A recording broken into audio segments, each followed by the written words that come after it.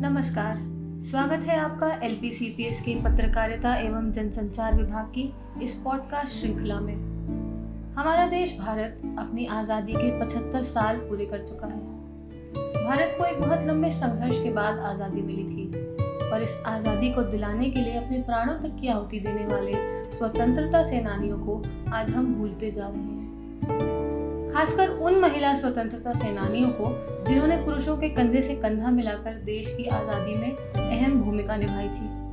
आज के पॉडकास्ट में कहानी है दुर्गा देवी वोहरा की, जिन्हें हम दुर्गा भाभी के नाम से भी जानते हैं। उन्होंने स्वतंत्रता संग्राम के दौरान न केवल महत्वपूर्ण गतिविधियों को अंजाम दिया, बल्कि भगत सिंह, राजगुरु और सुखदेव के जीवन पर भी इनका गहरा प्रभाव रहा।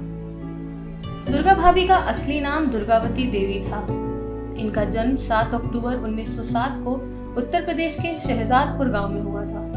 11 साल की कम उम्र में ही उनकी शादी भगवती चरण वोहरा से कर दी गई थी।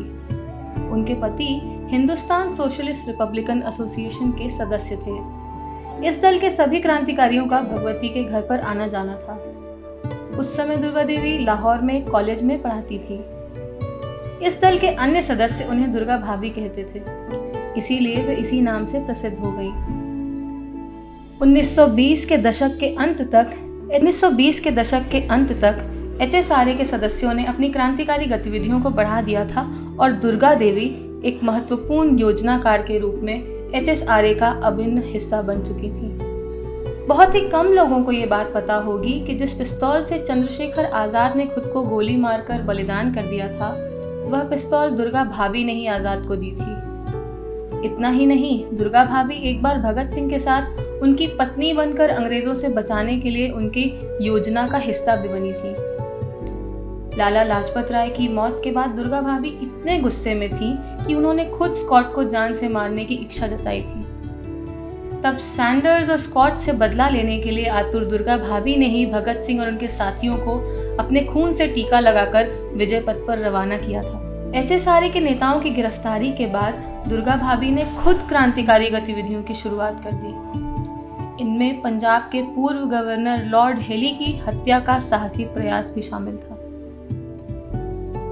पर एक बहुत बड़ी त्रासदी दुर्गा देवी के जीवन में घटने वाली थी। भगवती चरण रीवा के किनारे बम का परीक्षण करते हुए हादसे में शहीद हो गए। अपने पति की मौत से उबरने के लिए दुर्गा देवी ने अपनी क्रांतिकारी गतिविधियों को और तेज कर दिया।